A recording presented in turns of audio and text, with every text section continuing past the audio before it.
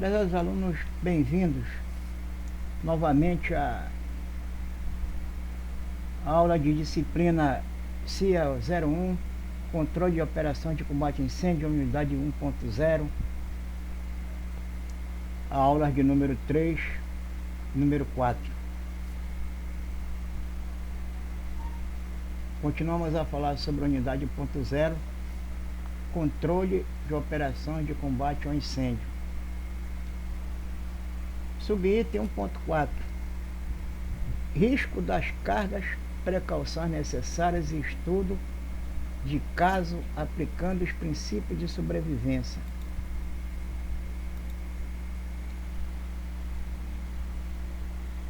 Precauções contra o fogo e seus perigos associados, tais como manuseio e estivagem de material. Materiais potencialmente perigosos como tintas e vernizes devem ser estivados em paios próprios, com ventilação e exaustores, para evitar o acúmulo de gases que esses produtos produzem em ambientes confinados. Óleos lubrificantes em tanques próprios de armazenagem de óleos lubrificantes, se em tonéis, em lugares arejados e ventilados, para evitar acúmulo de gases. Fluidos de limpeza, solventes e parafínicos devem ser estivados em paióis próprios, com ventilação e exaustores, para evitar os acúmulos de gases que esses produtos produzem em ambientes confinados. Combustíveis para embarcações de salvatagem e motores de emergência também devem ser estivados em paióis próprios, com ventilação e exaustores, para evitar os acúmulos de gases que esses produtos produzem em ambientes confinados. Cilindros de acetileno e gases para os fogões. Em locais de fácil manuseio e ventilação com grades e sistema de segurança, como cadeados e etc.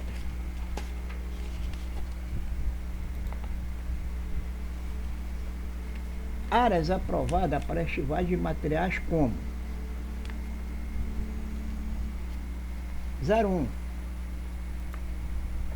Paióis de tintas,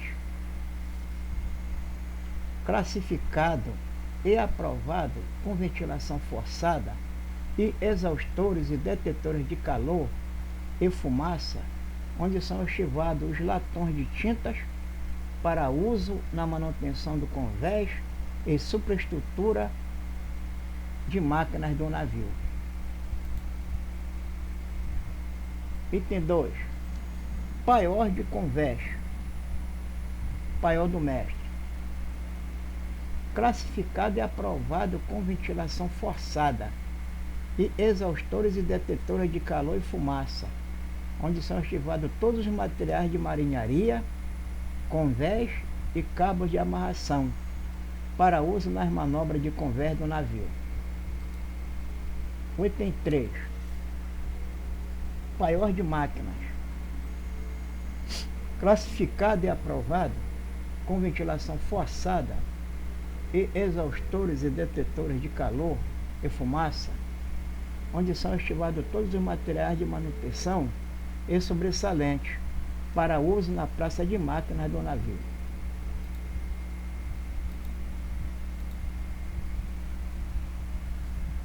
Proibição de estivagem de tintas, óleos, fluidos de limpeza em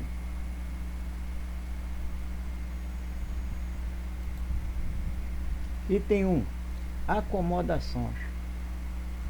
Todo esse material, de acordo com as legislações internacionais, devem ter seu próprio paiol de estivagem para evitar os princípios de incêndio.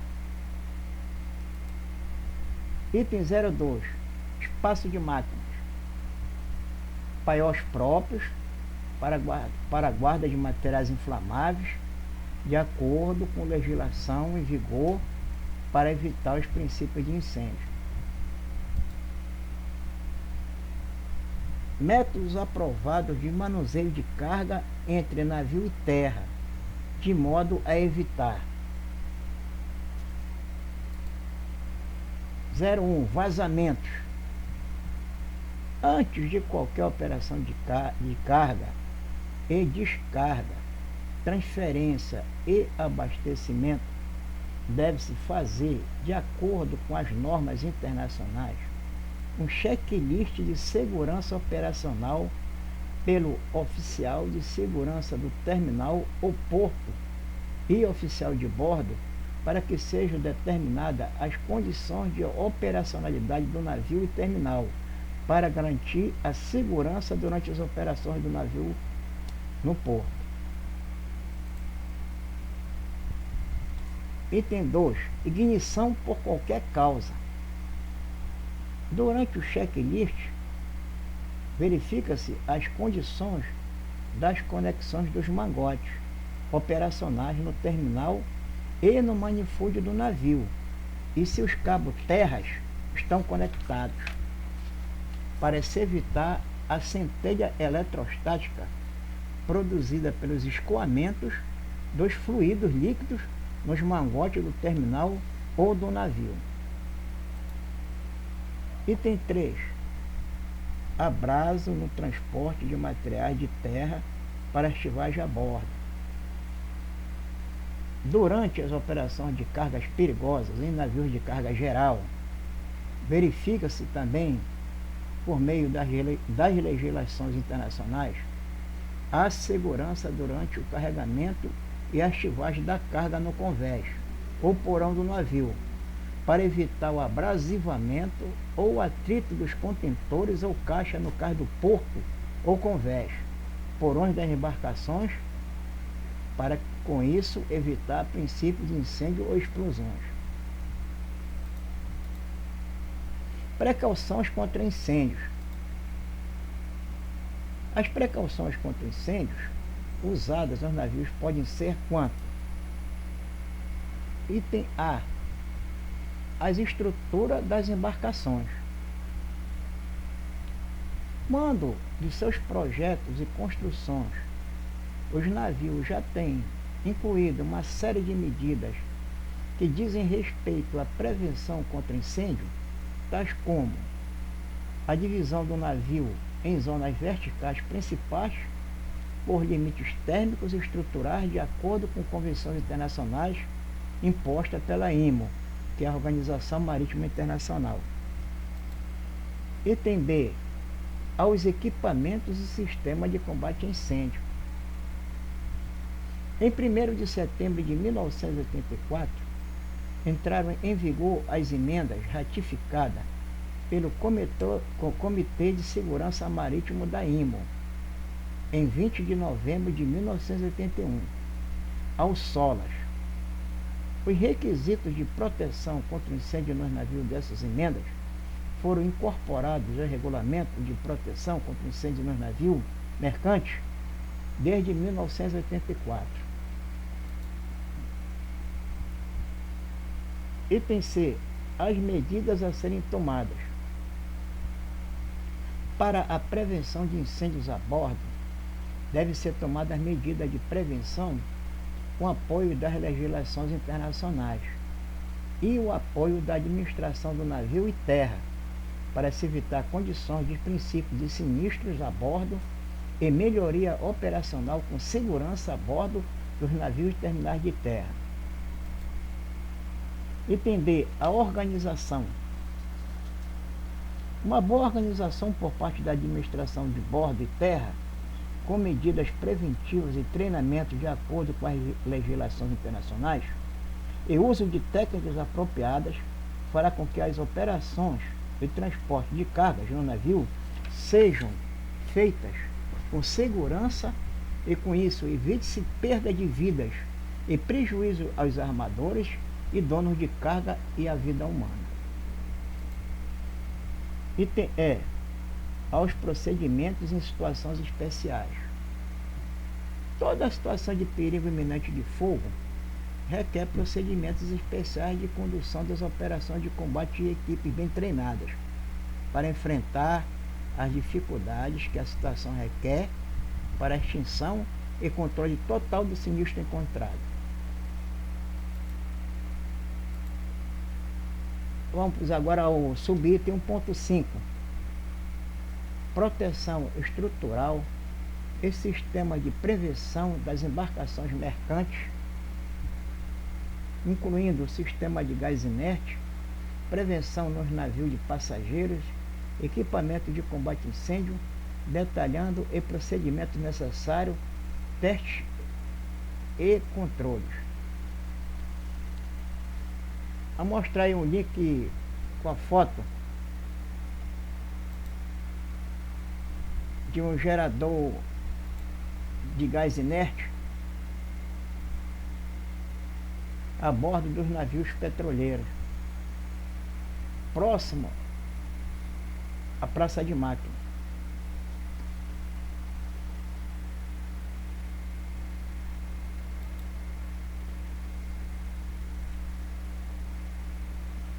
Este sistema utiliza-se de geração de gases e descarga de caldeiras de queima de óleo que passa por torre de lavagem e tratamento desses gases.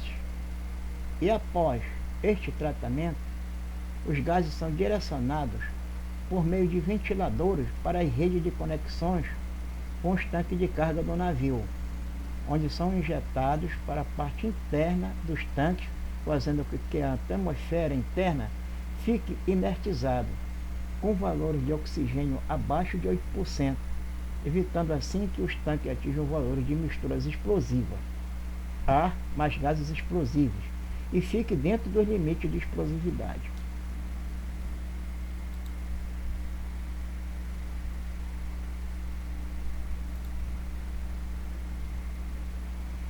Quanto às estruturas das embarcações, quando de seus projetos e construções os navios já têm incluído uma série de medidas que dizem respeito à prevenção contra incêndio, tais como o item 3.1, a divisão do navio em zonas verticais principais por limites térmicos e estruturais. Em 1º de setembro de 1984, entraram em vigor as emendas, ratificadas pelo Comitê de Segurança Marítima da IMO, em 20 de novembro de 1981, ao SOLAS. Os requisitos de proteção contra incêndio dessas emendas foram incorporados aos regulamentos de proteção contra incêndio nos navios mercantes de 1984.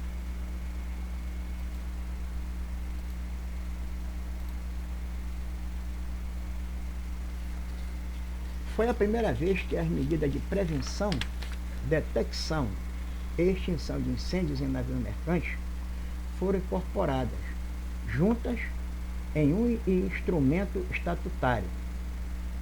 Antes, tais medidas eram incluídas na regra de construção dos navios de passageiros e de carga, mas separadamente em seus respectivos códigos. Tal documento constitui um passo adiante no que diz respeito às regras de construção de navios de cargueiros, relativo às suas proteções estruturais contra incêndio. Nas 2 décadas anteriores, o regulamento de construção de navios mercantes exigiu como proteções estruturais contra fogo bem menos do que anteparas da classe B.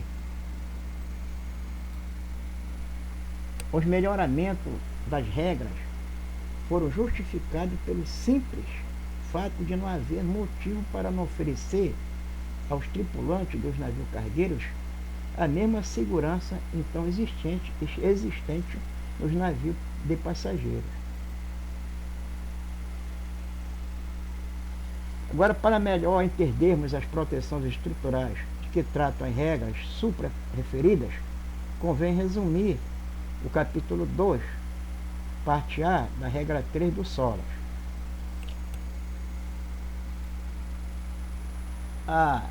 Chapeamento de divisão classe A. São aquelas constituídas por anteparas e convéses que devem ser: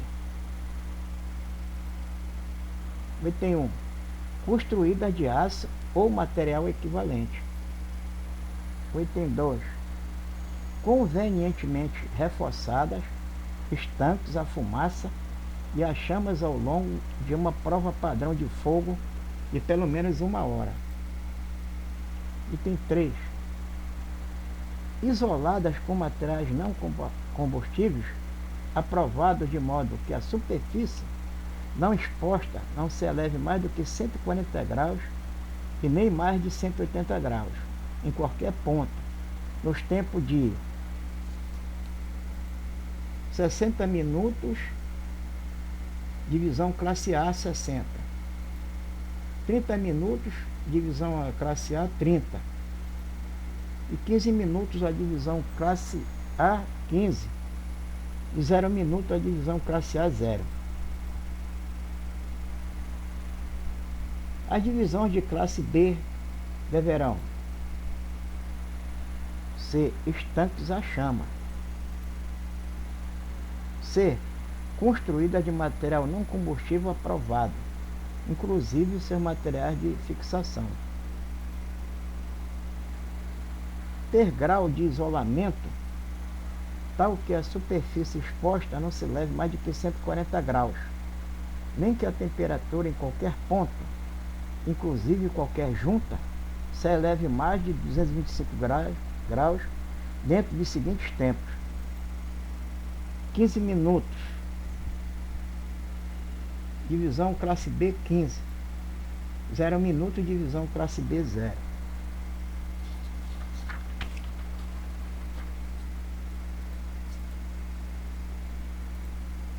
Divisão classe C devem ser de material não combustível aprovado o casco, a superestrutura, as anteparas estruturais, os convéses e as casarias. Devem ser construídos de aço ou material equivalente.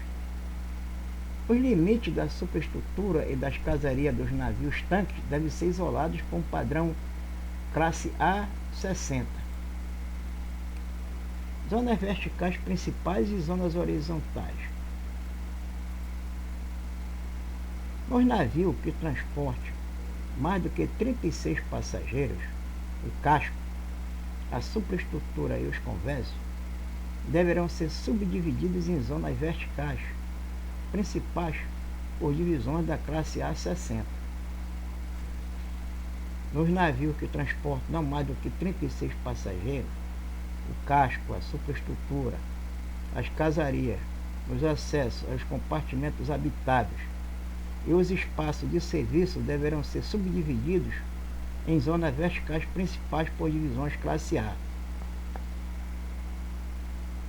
Na medida do praticável, as anteparas que formam os limites das zonas verticais principais, acima da coberta da antepara, deverão estar alinhadas com as anteparas estanques da subdivisão situada imediatamente abaixo do convés das anteparas. Quando uma zona principal vertical for subdividida por divisões horizontais, essas divisões deverão se estender-se entre as anteparas adjacentes de zonas principais verticais e o casco e os limites anteriores do navio.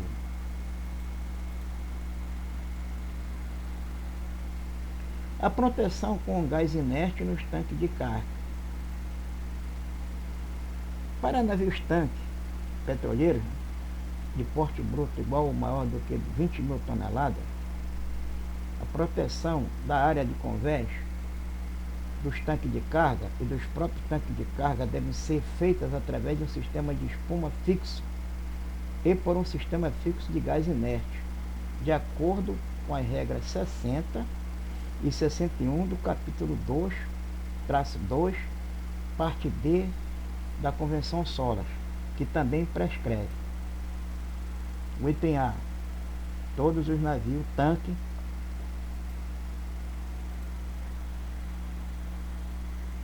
que utiliza o sistema de cal, crude oil washing de lavagem de tanques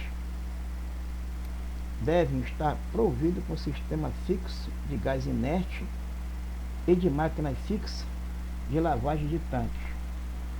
Esse sistema cal, que existe na maioria dos navios petroleiros, que transporta o óleo cru é aquele proveniente das plataformas dos poços de petróleo. Ele possui esse sistema de lavagem de tanque chamado de cal, crude oil washing, e são providos de máquinas fixas no convés do navio e uma rede própria que se conecta a essas válvulas dentro do tanque através de redes para a lavagem interna dos tanques. A própria bomba de operação do navio, ela puxa o produto, o óleo de lavagem dos tanques, que fica no slope tanque apropriado. Então existe um tanque no navio que é para acúmulo dos resíduos oleosos da lavagem dos tanques. Então esse tanque, ele é usado para a lavagem do próprio tanque que foi descarregado quando o navio está atracado para o terminal. Então a lavagem é feita com o próprio óleo cru. No slope de Boreste, então existe 2 tanques a bordo do navio. O slope de Boreste, um tanque de armazenamento de água limpa, aquecido, e o slope de Bombordo, um tanque de resíduos oleosos provenientes da final da descarga do navio, que ele é drenado e jogado para esse tanque. Então a água, o tanque de Boreste, se mistura quente com o óleo, e depois a bomba puxa pela rede e vai jogar nas máquinas de lavagem dos tanques, que fica dentro do tanque. Elas são móvel e giratória, e a pressão da água vai lavando os anteparas por dentro do tanque. E ao mesmo tempo que vai lavando, também a outra bomba vai drenando esse tanque e voltando de novo esse produto lá para o slope de Bombordo, que é o tanque de armazenamento dos resíduos oleosos. Depois que é feita toda essa lavagem com o próprio óleo do navio misturado com água quente, esse resíduo oleoso é enviado para a terra. Aí depois é feita outra lavagem com água limpa nos tanques do navio, de um por um, vai se lavando da proa até para ré, certo? E esse resíduo oleoso também vai para a terra. São feitas tantas lavagens até o tanque ficar limpo. Depois que fica limpo, coloca-se ventiladores nas escotilhas dos tanques, de entrada dos tanques, para poder ventilar os tanques, para poder eles ficarem free for fire e full for main, ou para o novo carregamento.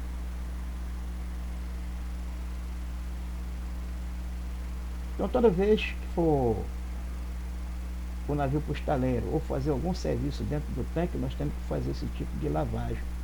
Os navios petroleiros de óleo cru, os navios que carregam gasolina, ele faz a lavagem do tanque só com água limpa, primeiro água quente, depois água doce, e depois feita a ventilação nos tanques, com um sistema de ventiladores que é colocado no convés do navio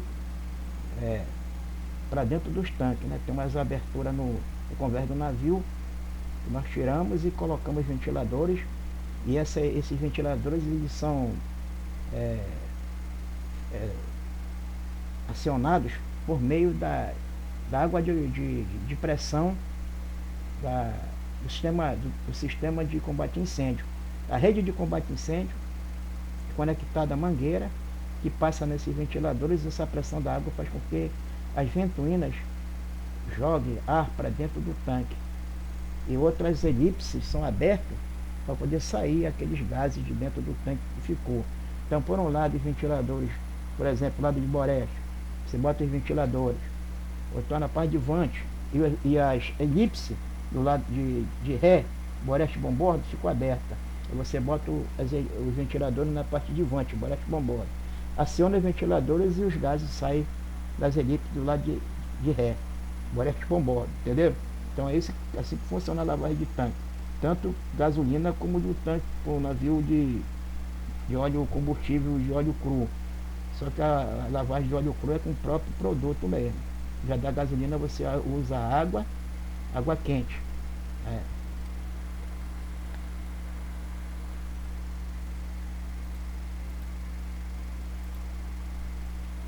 Proteção com gás inerte nos tanques de carga.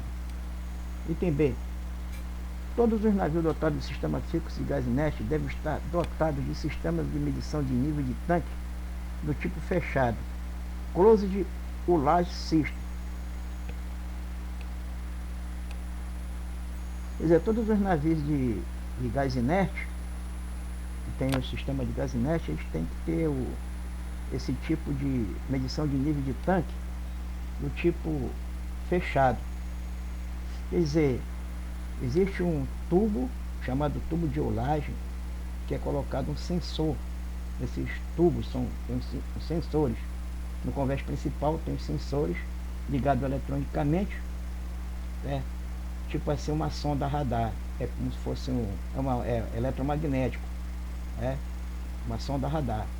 Ele manda o sinal até o líquido, volta, aí é recebido lá no computador lá do Centro de Controle de Carga, a CCC, e lá no computador aparece a olagem do tanque. A olagem é a medição do topo do tanque até o nível do produto, né, do óleo. Esse que é a olagem. A inagem é do fundo do tanque até o nível do óleo. Como isso é uma sonda radar, então ela só mede a olagem, não mede a inagem. Mas como nós sabemos pela o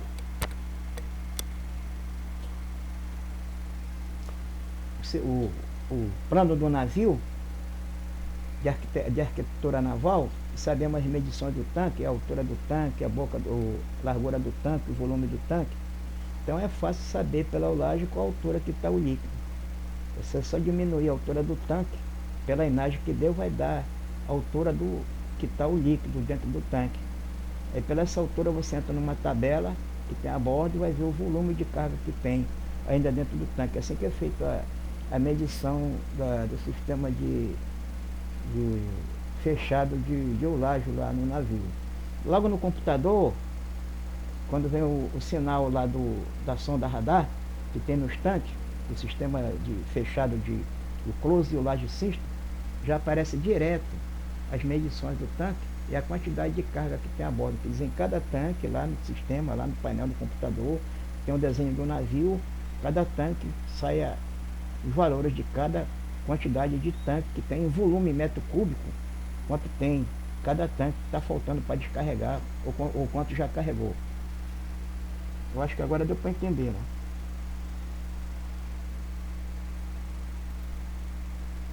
O item C.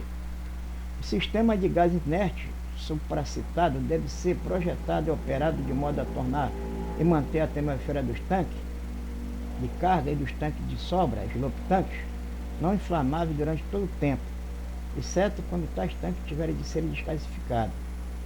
Esse gás inerte é para isso, é para manter a atmosfera dos tanques, enquanto o navio estiver descarregando, não inflamável, em condições fora do limite de explosividade. Não existe uma faixa em que, se você não colocar o gás inerte dentro do tanque, é como se você metesse CO2 dentro do tanque. CO2, certo? Então, esse CO2 é o gás inerte, que no caso são os gases de descarga das caldeiras, né? Queimado de óleo, que é lavado na torre de lavagem, enviado para os tanques do navio pela rede de operação do gás inerte, por ventiladores. Então, ele mantém um nível de quantidade de oxigênio dentro dos tanques abaixo do limite de explosividade. Então você pode jogar um fósforo lá dentro que não vai explodir nada nem pegar fogo, certo? Então só não usa o gás inerte e usa a ventilação quando tiver que fazer a desgasificação dos tanques. Quer dizer, quando você acabar a descarga do navio, fazer a lavagem dos tanques, acabar a lavagem dos tanques e você queira ventilar os tanques, aí você para o gás inerte. Aí os ventiladores vão tirar os gases inertes dentro do tanque. vai entrar oxigênio.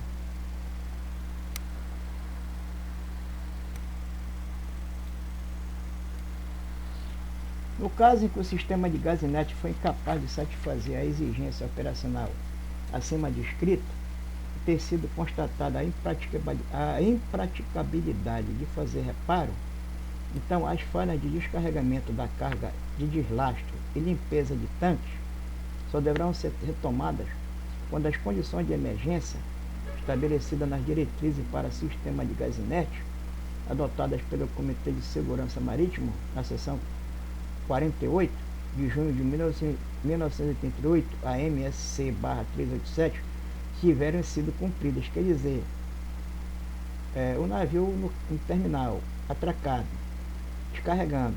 Então, o sistema de gás inerte, o navio petroleiro de óleo cru. Não o navio de gasolina, porque tem navio de gasolina que não tem sistema de gás inerte. Não tem necessidade de ter gás inerte. Mas os navios de óleo cru, que produz muito gases e explosividade, se misturando com oxigênio, só falta a centelha para poder explodir o tanque. Então, o gás inerte é justamente para evitar essa explosividade. Então, se o gás inerte não tiver em condições de volume, colocar dentro dos tanques para diminuir a quantidade de oxigênio abaixo de 8% em volume dentro dos tanques, o navio não pode operar, nem descarregar, nem também fazer lavagem de tanque.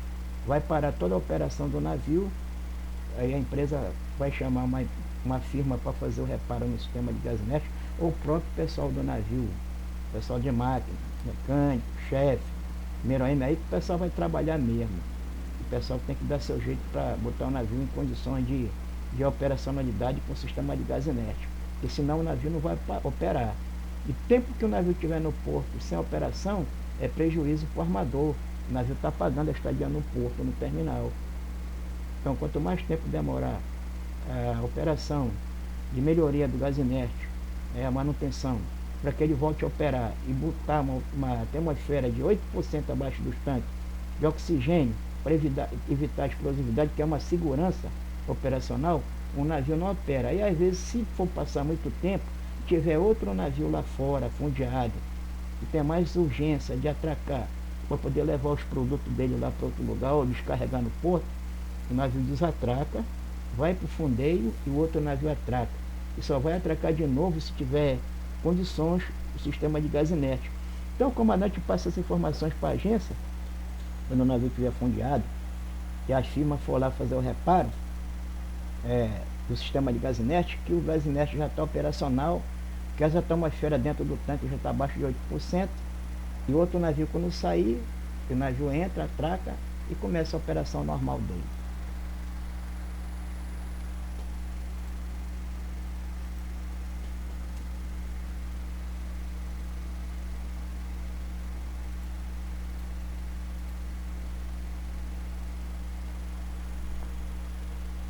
No caso em que o sistema de gás inerte for incapaz de satisfazer a exigência operacional acima descrita e ter sido constatada a impraticabilidade de fazer reparo, então as falhas de descarregamento de carga de deslastro e limpeza de tanque só deverão ser retomadas quando as condições de emergência estabelecidas nas diretrizes que eu já li anteriormente.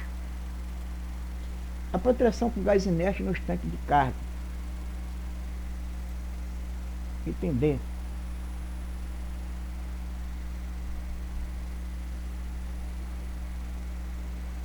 O sistema em questão deve inertizar os tanques de carga vazios, reduzindo o teor de oxigênio em cada um desses tanques a um nível que não seja possível a combustão, não excedendo a 8% do volume, em uma pressão positiva durante todo o tempo, não só no porto como no mar, exceto quando for necessário fazer a desgaseificação. Para isso, o sistema deve ser capaz de fornecer gás inerte com teor não superior a 5% do volume na rede de suprimento para os tanques, qualquer que seja a velocidade do escoamento. Não, isso que eu falei anteriormente, o navio tem que fazer um sistema de gás inerte, uma quantidade em volume que não ceda 8% acima no volume de oxigênio e também que não seja inferior a 5%. desse valor. E manter uma atmosfera no interior do tanque, de pressão do gás inerte, sempre positiva, porque se essa pressão for negativa, ela pode, em vez de existir a explosividade, que é o excesso de combustível, gases de combustível com oxigênio dentro do tanque, e basta uma centelha eletrostática para ter a explosividade, aí com a pressão negativa dentro do tanque, na hora que o navio estiver descarregando, e não for colocando gás inerte, para manter a pressão positiva, é como se eu puxasse o ar de uma garrafa PET de Coca-Cola. A lateral da garrafa PET, elas vão se inflar, elas vão se deformar para dentro. Pode acontecer também com as anteparas do navio. A bomba descarregando, o sistema de gás inerte não deu a vazão suficiente, pressão positiva o tanque, então vai se formar uma pressão negativa dentro do tanque e o navio vai se deformar, vai dar implosividade, vai acontecer a implosividade dentro do tanque. As anteparas vão fechar, vai entortar para dentro, fazendo a implosividade.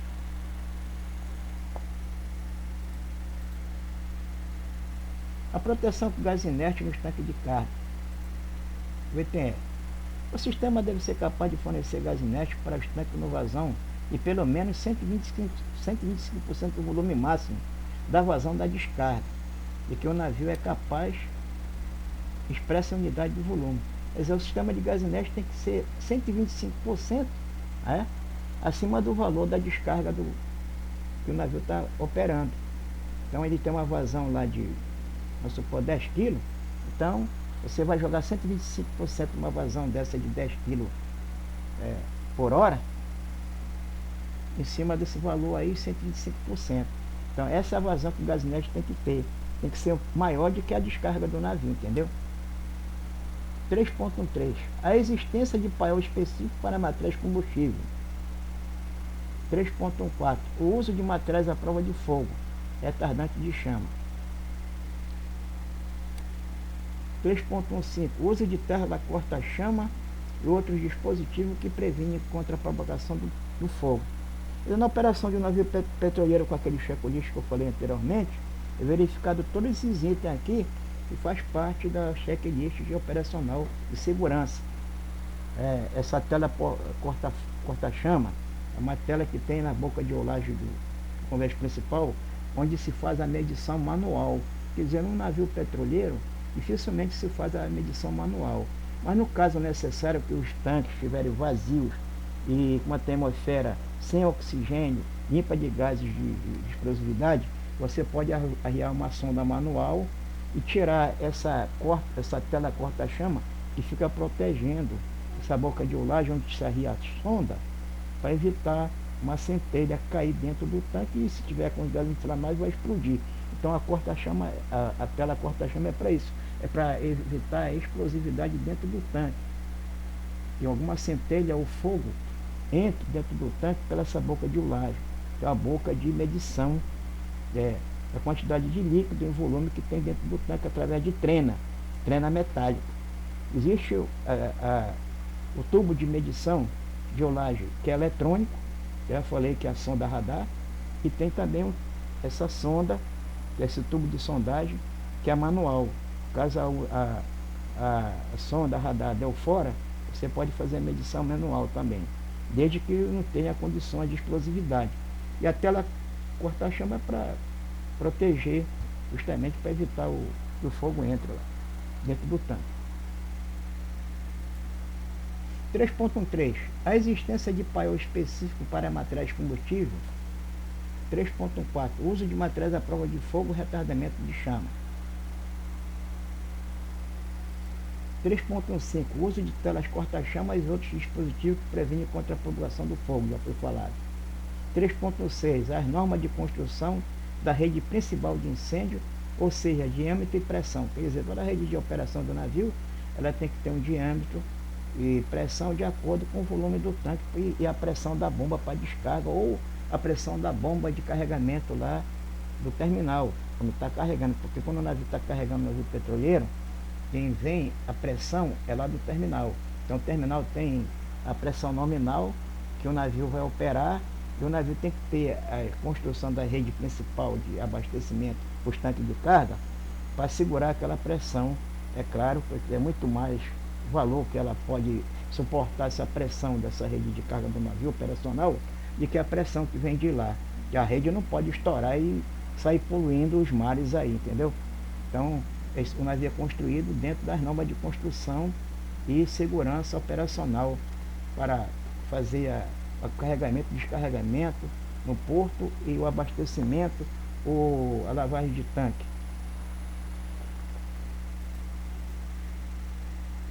Sistemas e equipamentos de combate a incêndio em navio de passageiros.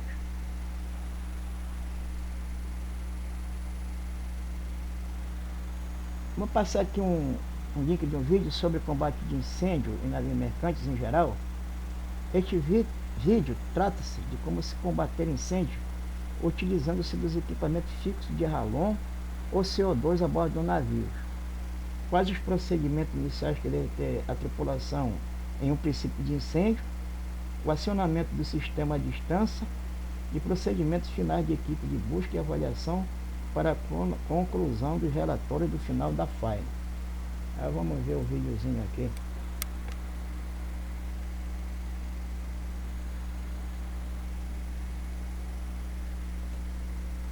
Essa aula aí vai ser mais uma aí que vai passar de 1 hora, hein? Tô gostando.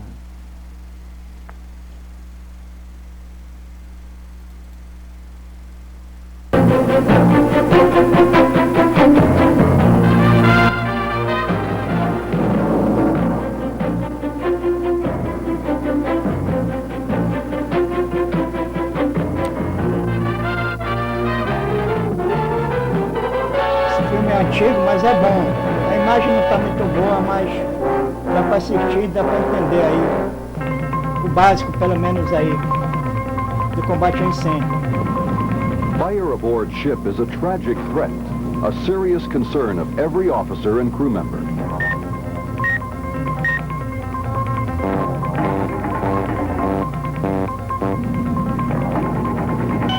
When a fire occurs, life safety is of primary importance.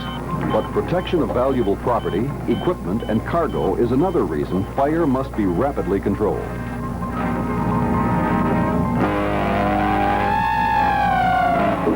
Proper response by ship's personnel is critical in keeping a small fire from going out of control, as well as in preventing a major sea disaster.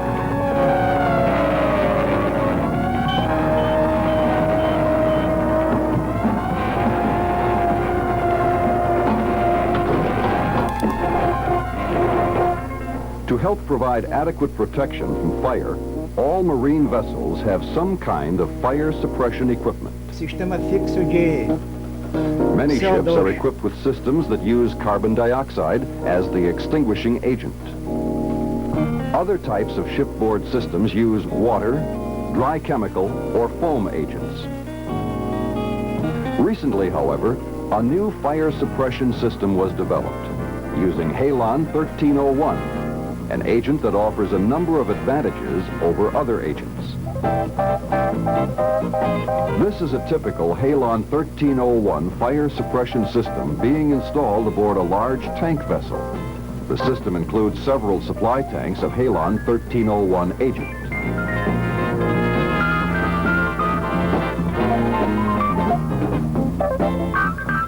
Connected to the supply tanks is a series of pipes that provide proper flow of the agent through the system.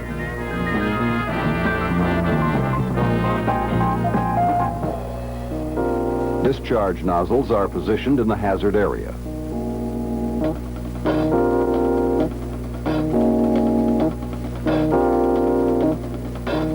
Detectors that are sensitive to heat or flame are also installed in this area.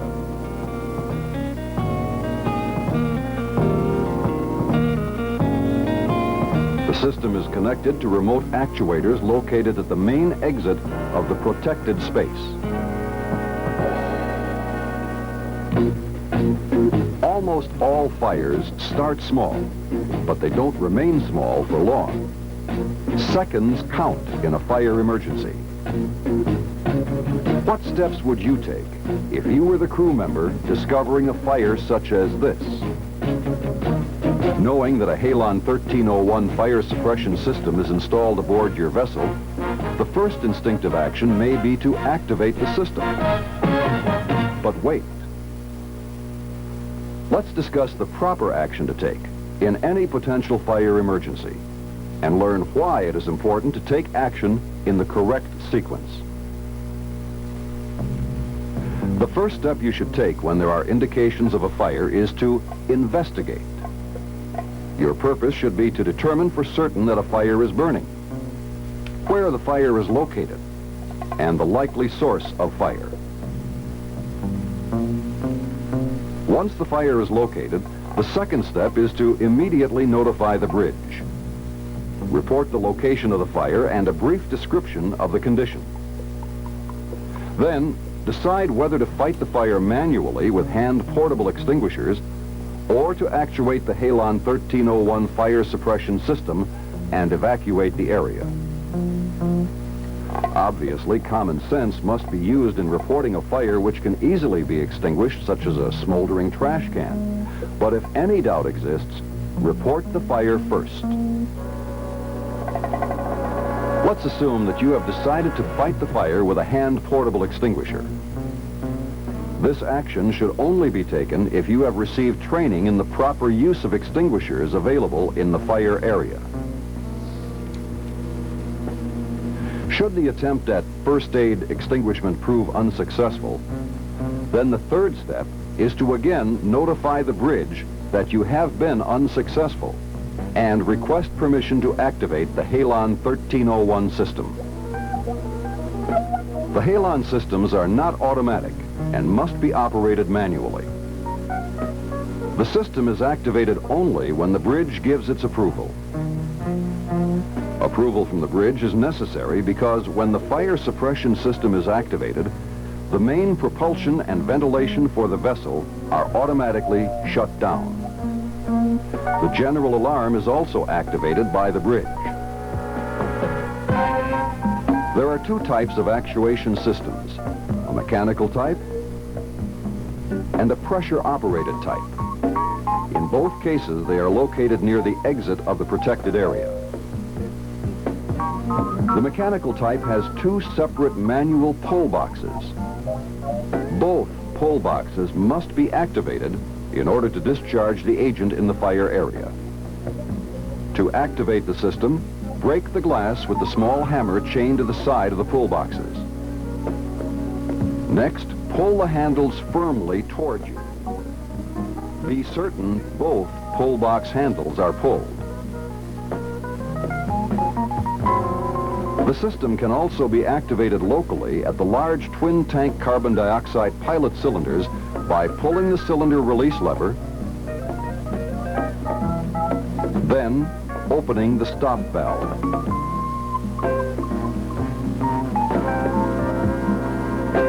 The pressure-operated type of actuation system is operated by opening a stop valve and then pulling the pin and squeezing the handle on the 5-pound carbon dioxide cylinder valve.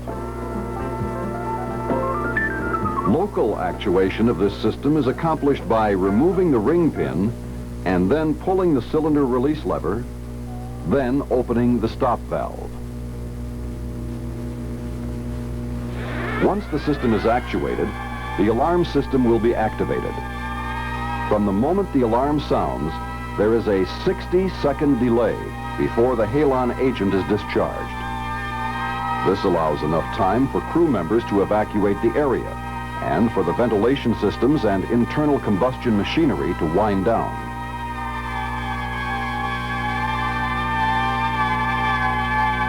As crew members are evacuating, the last crewman to leave the area should be sure to close all fire doors. This is important to prevent the spread of fire to other areas of the vessel and to help prevent the loss of Halon agent. Finally, life jackets should be donned as required, and crew members should stand by for further instructions. Here, in a documented test in an engine room of a large tanker, is what happens when the Marine Halon 1301 fire suppression system is discharged. Since the agent discharges from the nozzles under relatively high pressures, considerable noise is generated. Do not be startled when this occurs. Within 10 seconds, the extinguishing agent fills the engine room. The fog clears quickly, and providing all fire doors have been closed, the extinguishing concentration of Halon 1301 will remain in the protected space for a long period of time.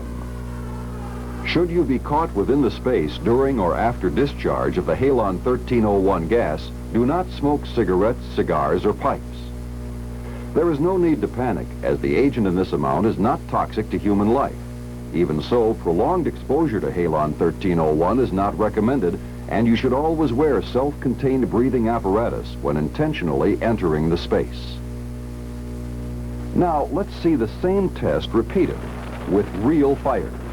The largest full-scale fire test ever conducted aboard an operating vessel. These two fires are each 2 feet by 10 feet. There are 7 other fires burning in other areas within the engine compartment. The fires are ignited and allowed to burn for 18 seconds prior to discharge of the Halon 1301 suppression system. All fires in this test are extinguished in less than 8 seconds. Damage is confined to the fire-resistant tarps and scorched paint in the vicinity of the pan fires. The emergency squad should then investigate the source of the fire, remove all smoldering materials such as rags, insulation, and so forth, and secure the area by standing by with portable extinguishers in case of a reflash. The emergency squad leader must ascertain that the fire has been fully extinguished. A reflash watch is set, and all sources of ignition and/or reignition have been completely eliminated. He must advise the master of this fact before ventilation and other machinery is restarted. For proper Halon system recharge procedures, consult the manufacturer's recommendations. Marine crews aboard vessels equipped with the Halon 1301 system can be assured of a high degree of safety and protection. And each crew member's understanding of how to respond properly is one of the keys to reducing the risks of fire on board.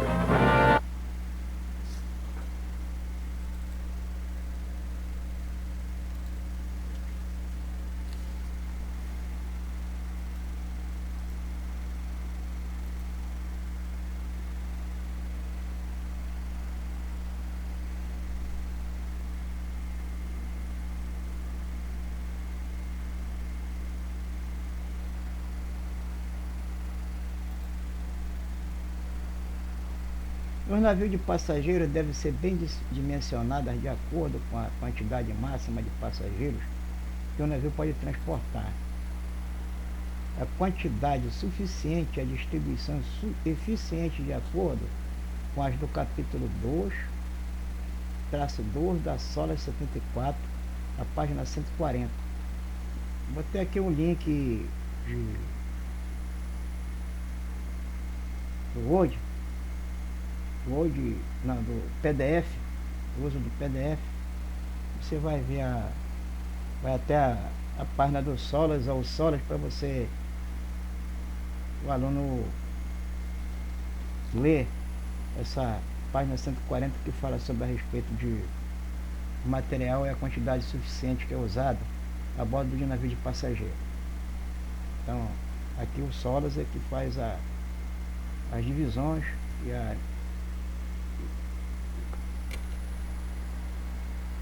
as informações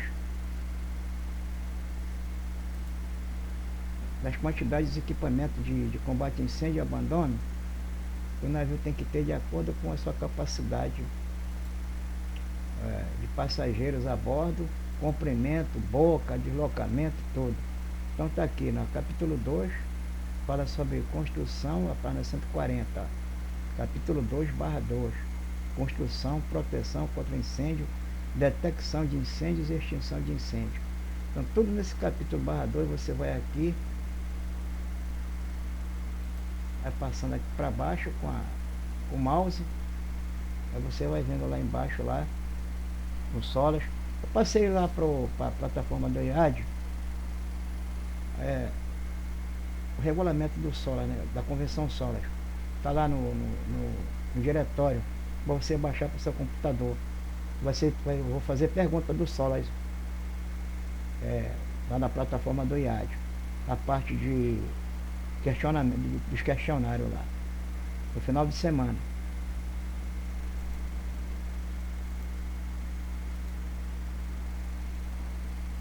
Item 1.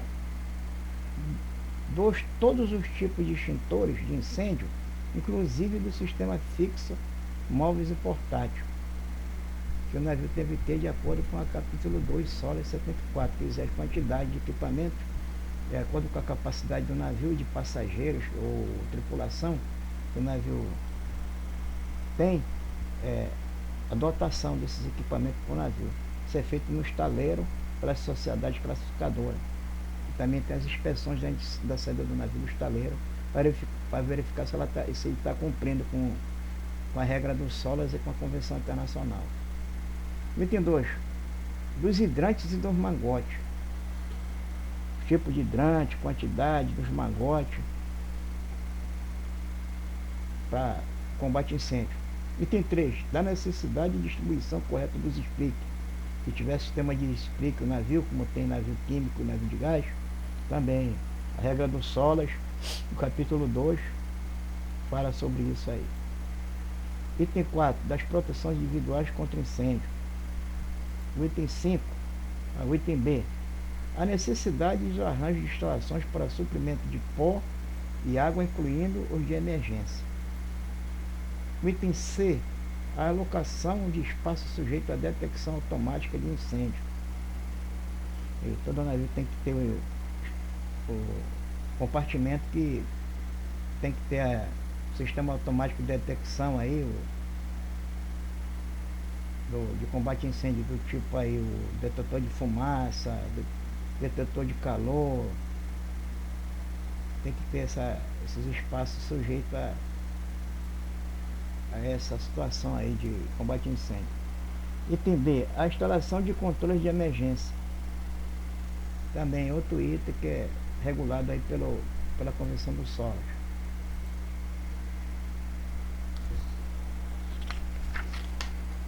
Item 1.6. Aspecto da destilação seca e processo de explosão e propagação de incêndios a bordo de embarcações mercantes. Vou passar um vídeo aí com informações sobre substâncias químicas, o triângulo do fogo, tipo de propagação de calor e meio de combate a incêndio. Um vídeo curto aí sobre esse assunto.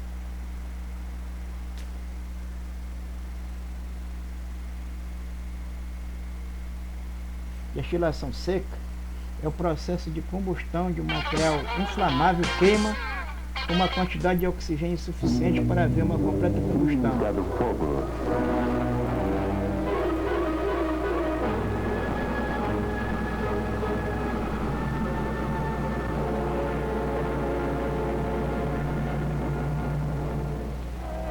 O que é o fogo? Terror do fogo na Austrália. O fogo, ou combustão, é definido cientificamente como uma reação química de oxidação, acompanhada do desprendimento de luz e de calor.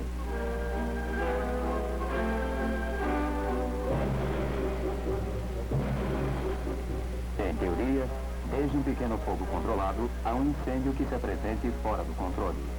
Na prática, encontramos diferentes formas de fogo. Uma chama branca poderá indicar a combustão de magnésio. Uma chama azul, compostos de acetileno. Amarela, gasolina ou sódio metálico. Laranja ou vermelha, um óleo combustível e assim por diante.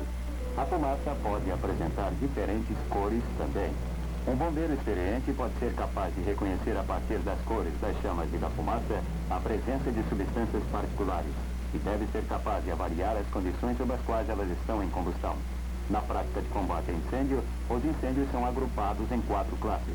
Classe A, incêndios que envolvem combustíveis sólidos contendo carbono, como madeira, carvão e borracha.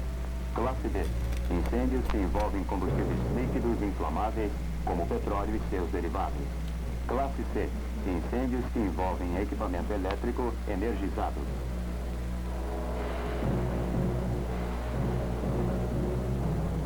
Classe D, incêndios que envolvem metais combustíveis que queimam livremente em presença de oxigênio. Combustão. Partindo de fatos básicos, para qualquer tipo de combustão, são necessários 3 fatores. Material combustível, uma fonte de calor e suprimento de comburente como ar. Estes fatores formam o que é conhecido comumente como o triângulo do fogo. Se qualquer um deles for removido, o triângulo deixa de existir e o fogo é extinto.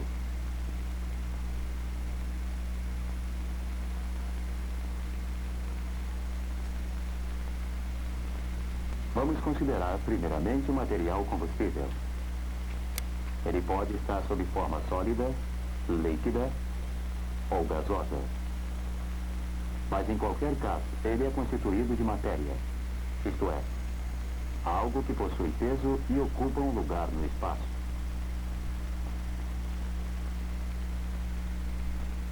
Há cerca de 100 diferentes tipos de matéria que existem livremente. Eles são conhecidos como elementos, isto é, matéria em sua forma mais simples, e são identificados por símbolos químicos. Os elementos se combinam entre si para formar as substâncias. É claro que estas últimas possuem símbolos químicos mais complicados. As substâncias ocupam espaço e têm peso, mas o ponto importante é que um dado volume de uma certa substância poderá pesar mais ou menos que um volume igual de uma outra substância. Por exemplo, o peso de um sólido em combustão, comparado ao peso de um volume igual de água, determinará se ele flutuará na superfície e continuará a queimar,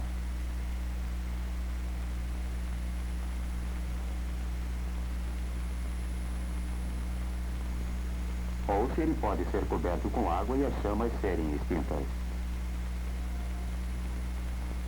Igualmente, alguns líquidos inflamáveis são mais pesados do que a água e suas chamas poderão ser extintas com água. Outros, como a gasolina, são mais leves que a água e flutuam na sua superfície. Nesses casos, a água aplicada ao acaso poderá aumentar a área de um incêndio.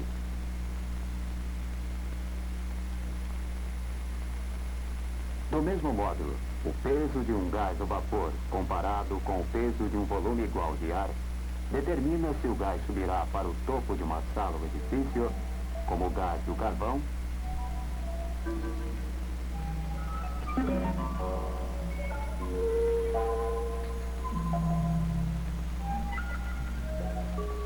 ou se é exemplo dos vapores de gasolina, que são mais pesados que o ar, fluirão para baixo e se acumularão em porões e drenos.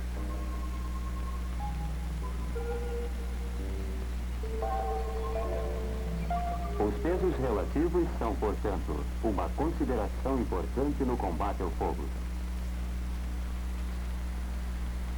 Vamos agora considerar alguns aspectos do calor. O calor pode ser transmitido de 3 formas diferentes: por condução, por convecção e por radiação. A condução implica no fluxo de calor de um corpo em contato com outro corpo de temperatura mais baixa. Observem este bloco de madeira colocado sobre a chapa metálica que está sendo aquecida. A madeira não está em contato com a chama, mas o calor é transmitido da chapa para o bloco de madeira, causando inicialmente a vaporização de seu conteúdo de água. Ao ser aplicado o marcador, a madeira começa a desprender vapores inflamáveis. E estes, em dado momento, entram em combustão. O calor foi conduzido da chapa metálica para o bloco de madeira. A transferência de calor por convecção ocorre através de líquidos ou gases aquecidos que se expandem e se tornam mais leves. Eles se elevam através das camadas mais frias, carregando consigo seu calor.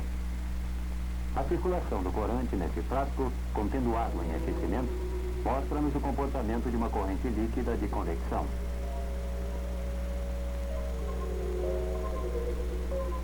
Em um edifício em chamas, correntes de convecção de ar similares poderão conduzir para cima produtos de combustão aquecidos, através de poços de elevador ou escadas, espalhando fogo nos andares superiores. Correntes de ar frio são aspiradas em direção à fonte de calor, substituindo os produtos de combustão aquecidos que se elevam. Essas correntes mais frias são aquecidas e se elevam por sua vez, mantendo o ciclo. A transferência de calor por radiação não implica em contato entre as substâncias a diferentes temperaturas. As ondas de energia térmica atravessam livremente o espaço como as ondas de luz, até que atinjam alguma coisa e sejam absorvidas. Em sua trajetória, elas podem ser refletidas, refratadas,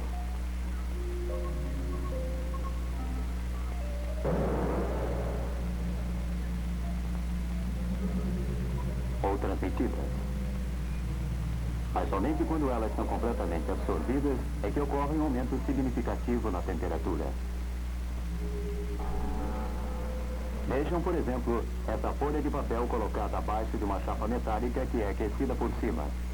Enquanto a temperatura da placa se eleva, o calor irradiado é absorvido pelo papel. Este começa a desprender vapores inflamáveis que entram em combustão. Note que são os vapores que queimam e não o próprio papel. O principal efeito do calor, qualquer que seja a forma pela qual foi transmitido, é causar mudanças na matéria. Há sólidos que desprendem vapores, como vocês viram. Outros necessitam passar do estado sólido para o estado líquido. E do estado líquido para um gás ou vapor.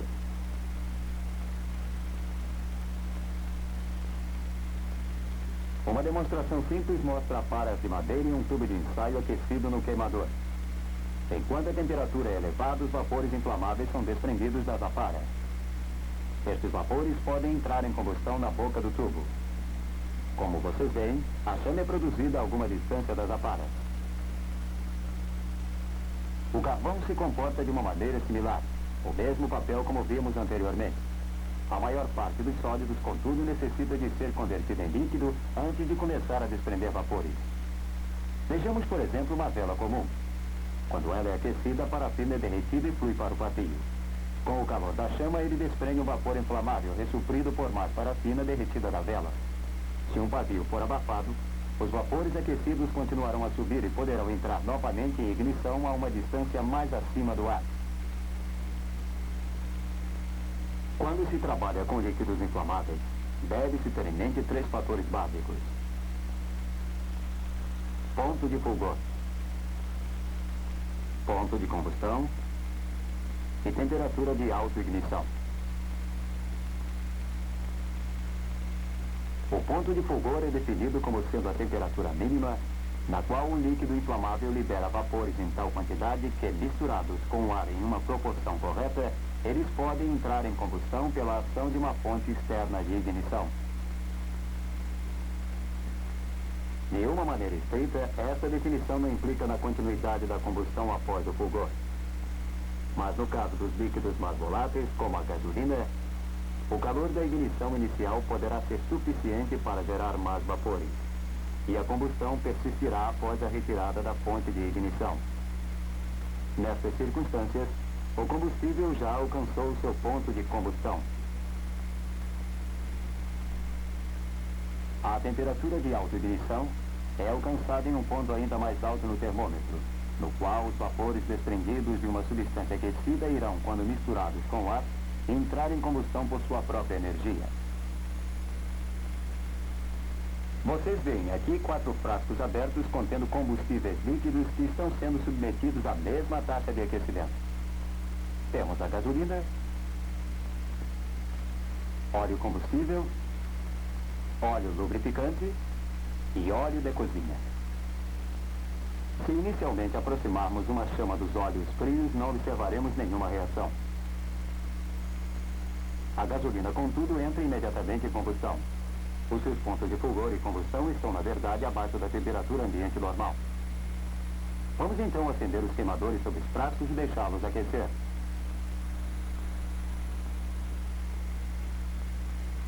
Na devida ocasião, descobriremos que o óleo combustível atingirá em primeiro lugar o ponto de fulgor, a 40 graus centígrados. Em seguida, o óleo lubrificante, a 200 graus centígrados.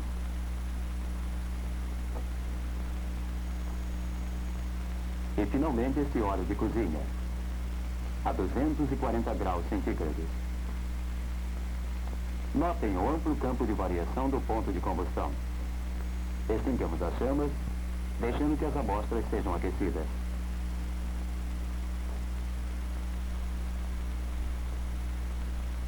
E acendemos o queimador sobre o frasco com gasolina. Agora, na ocasião devida, os vapores aquecidos entrarão em combustão espontaneamente. Primeiro, os vapores de óleo combustível, a 210 graus centígrados. Em seguida, o óleo de cozinha, a cerca de 310 graus centígrados. Após este, o óleo lubrificante, a 380 graus. E finalmente os vapores de gasolina, a cerca de 430 graus centígrados. Novamente existe uma ampla variação nas temperaturas de autoignição. Notem também as grandes diferenças entre o ponto de combustão e a temperatura de autoignição das amostras, e a sequência diferente em que elas ocorrem.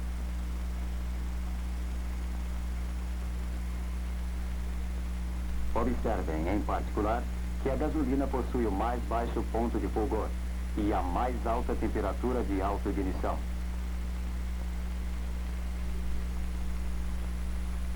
Vamos observar cuidadosamente os vapores de um combustível líquido, tomando a gasolina como um exemplo conveniente, com um ponto de fulgor de cerca de menos 34 graus centígrados. Os vapores não são visíveis em condições normais, mas eles poderão ser mostrados pela técnica da umbrografia. Sendo mais leves que o líquido, os vapores se elevam, e sendo mais pesados que o ar, eles se derramam pelos lados do frasco. Eles entram facilmente em combustão pela aplicação de uma chama na corrente de vapores. É necessário que haja uma certa quantidade de ar misturada aos vapores antes que eles se tornem inflamáveis. Podemos demonstrar isso retirando todo o líquido da garrafa de gasolina.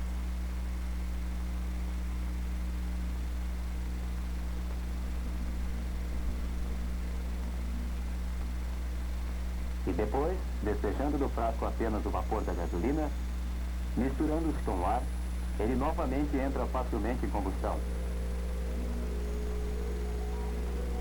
Comparemos isto com o comportamento do óleo combustível despejado dentro de uma bandeja aberta. Ele não entra em combustão quando passamos a chama de uma tocha sobre o mesmo.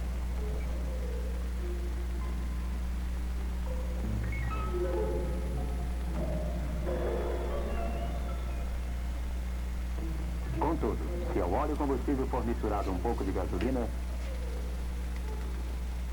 esta entra imediatamente em combustão, e o calor da queima da gasolina eleva a temperatura do óleo combustível até a sua temperatura de ignição. Os vapores do óleo combustível entram em combustão, e as chamas se espalham sobre toda a superfície. Passando para um estágio mais avançado, notem que a taxa de queima de qualquer substância está relacionada com a área de substância em contato com o suprimento de oxigênio. Um tambor aberto de gasolina queima com uma pequena quantidade de chamas, uma vez que existe apenas uma pequena superfície exposta ao ar. Se o líquido for espalhado, a sua área superficial será aumentada e em muito ele equivalerá a uma piscina com fogo intenso. O mesmo princípio se aplica aos sólidos. Temos aqui um bloco de madeira que é dividido em duas metades. e uma delas reduzida a paras. Com a metade sólida colocada sobre uma chama, apenas uma pequena área aquecida é exposta ao ar. A madeira absorve o calor, e a não ser por uma carbonização superficial, ela permanece inalterada. As aparas apresentam em conjunto uma superfície de contato com o ar muito maior e entram imediatamente em combustão.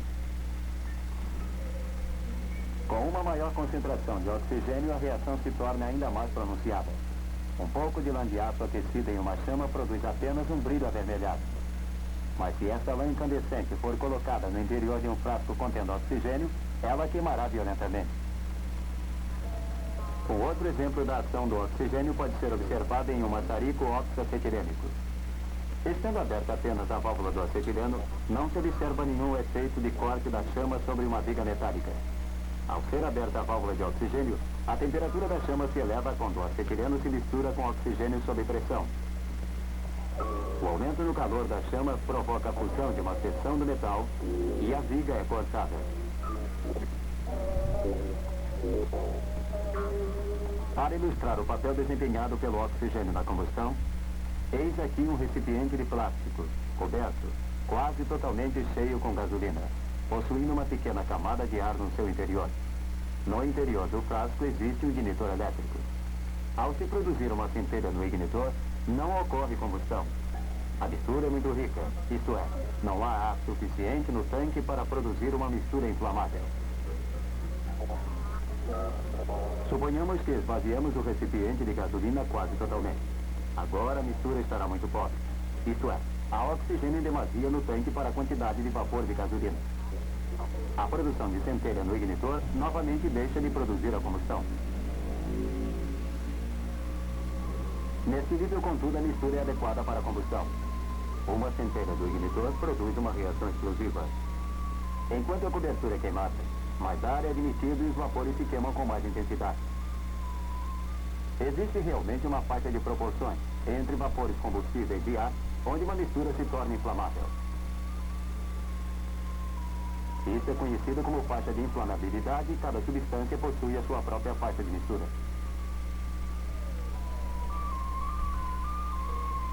Como apagar o fogo?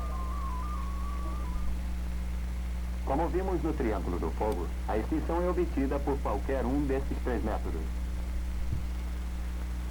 Pela remoção do material em combustão, pelo resfriamento,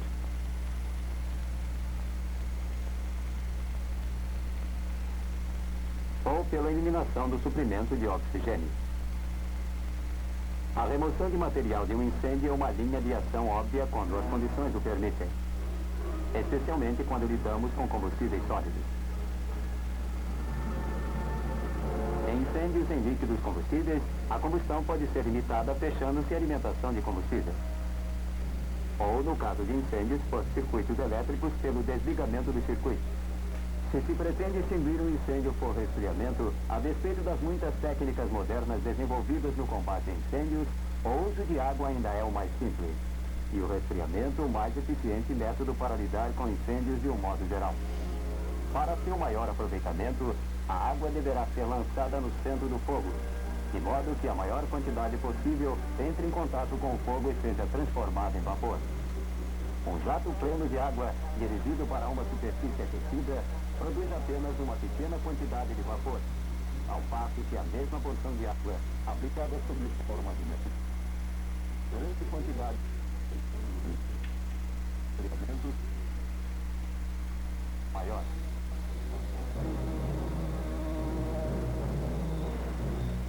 Por exemplo, um incêndio em petróleo tal como este não pode ser...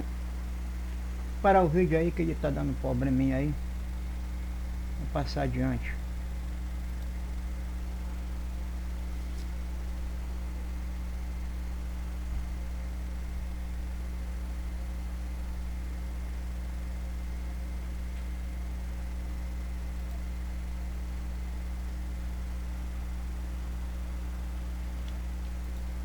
Destilação seca.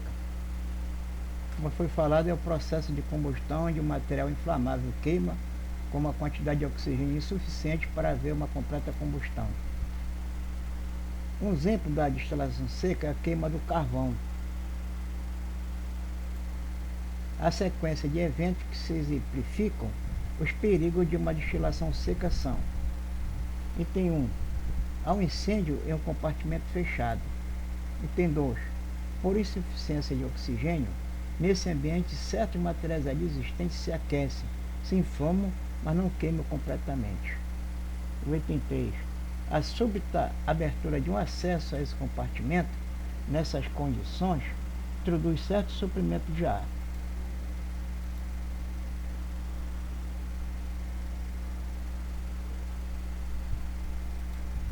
Destilação seca. O resultado da súbita introdução desse ar é um flash direcionado exatamente para o acesso que foi aberto. A pessoa que produziu a abertura, que tentava adentrar o compartimento, poderá ser queimada pela chama súbita, que é o flash point, a menos que esteja protegida.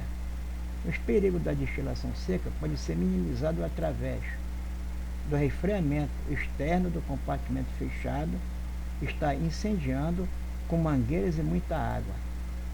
Da entrada no compartimento em posição abaixada, protegida por uma cortina de água produzida por esguincho, direcionando o jato sólido para o teto do compartimento em chamas. Direcionando o jato sólido pelo teto do compartimento em chamas e pelos motivos acima expostos, que a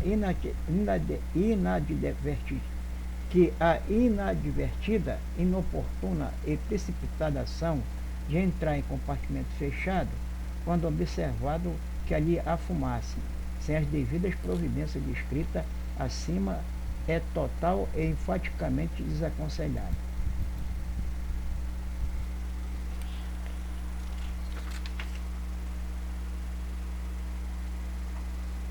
Um ponto 7. Reações químicas relacionadas a incêndios a bordo e suas consequências.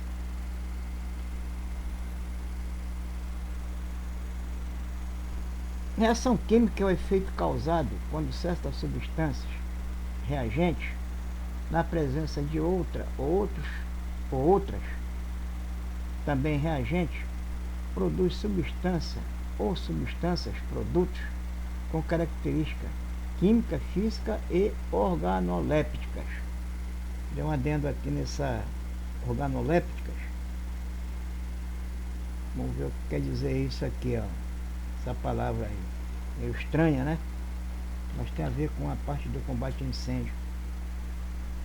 Vamos ver aí, o que significa organoléptica. Chama-se propriedades organolépticas as características dos materiais que podem ser percebidas pelos sentidos humanos, como a cor, o brilho, a luz, o odor, a textura, o som e o sabor. Então essas são as propriedades organolépticas. São as propriedades dos sentidos humanos.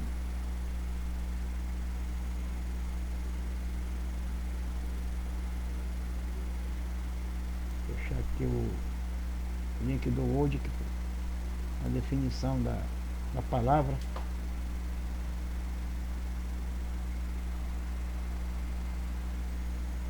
Diferentes daquelas que se originaram, sem a possibilidade dos produtos voltarem às condições anteriores de reagentes. Certas reações químicas podem ser produzidas pelo efeito da adição a uma substância química de calor, de água, de vapor, de espuma, de CO2 e até mesmo de areia.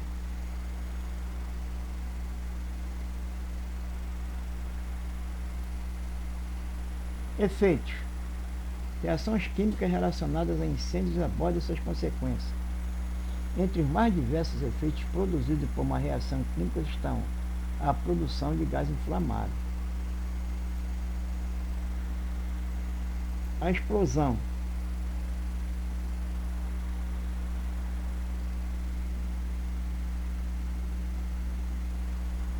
passar um vídeo aí sobre falando sobre a explosão. É interessante esse vídeo aí, é muito bom. Fala sobre o flashover. Flashover é aquela que você vai entrar no compartimento que está em chamas, aí você abre uma janela ou uma porta, o oxigênio entra e provoca a produção, a explosão. Muito perigoso quando a pessoa está combatendo incêndio, num compartimento fechado, e você for abrir uma janela ou uma porta. Então esse vídeo vai falar disso aí.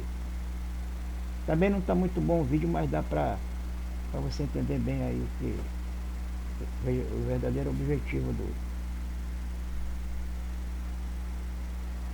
desse vídeo. Não foi a primeira e nem será a última vez que esses flashovers mataram. Mas a ciência do comportamento do fogo ainda está engatinhando. Dessa forma, o que exatamente causa o flashover e como o combatemos está apenas começando a ser compreendido. Os bombeiros ainda continuam morrendo com flashovers no Reino Unido, mas nós não temos uma definição para eles. Então nós ficamos culpando todas as coisas, quando na verdade são os flashovers que estão matando. Para se compreender um flashover, temos primeiro que entender o fogo. O que nós entendemos como fogo, o que nós vemos quando olhamos uma chama. Nós vemos uma reação química, ou para ser mais preciso, muitas reações químicas.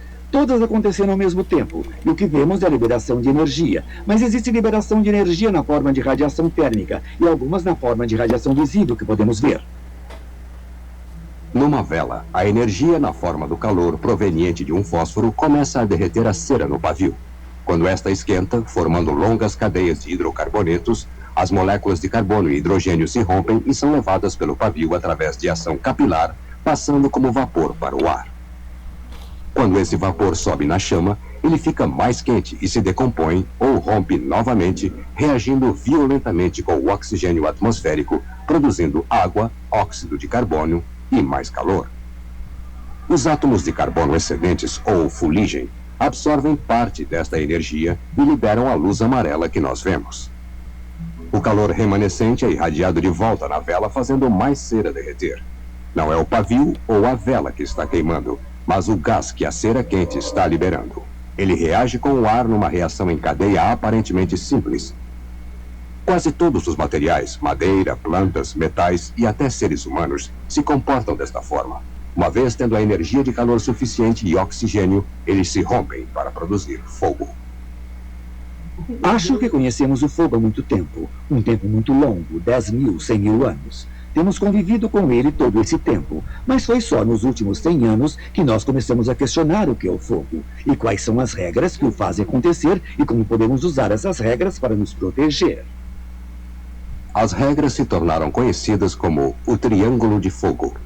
Consiste de 3 lados, calor, oxigênio e combustível. Se removermos um deles, o fogo se extingue. Coloque água para resfriá-lo ou elimine o oxigênio e ele não poderá mais sustentar a reação em cadeia. Parece simples, mas mesmo agora nós não entendemos completamente, e isso é um problema. Tradicionalmente, os bombeiros eram treinados para atacar o fogo na sua base, ou seja, jogando água ele deveria se extinguir. Mas não lhes era ensinado que a fumaça pode se incendiar também. Eles sabiam que a fumaça poderia sufocar ou queimar seus pulmões, mas não incendiar-se ou explodir. A propriedade inflamável é a chave para entender o fenômeno do flashover.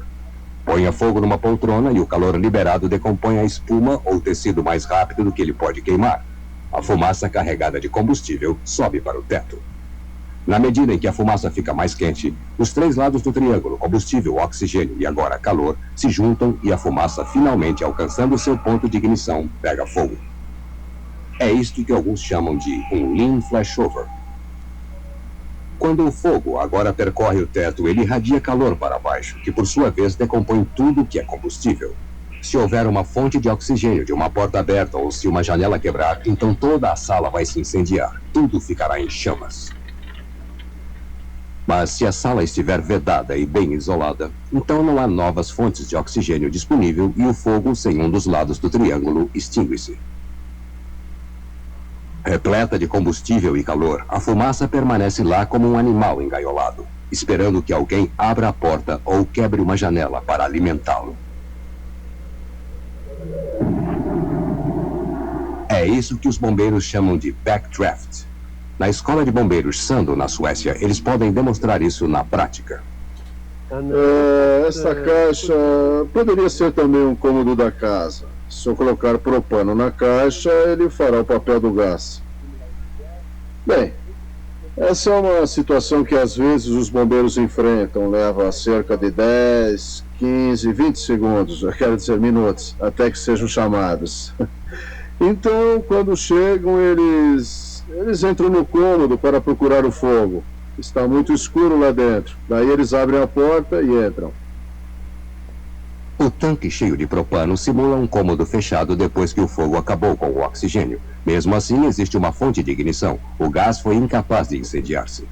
A abertura da porta permitiu que o ar entrasse e se misturasse com o gás combustível, e o cômodo explodisse em chamas.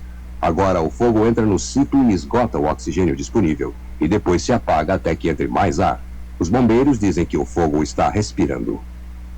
Esses bombeiros americanos simplesmente quebraram as janelas de um cômodo cheio de fumaça.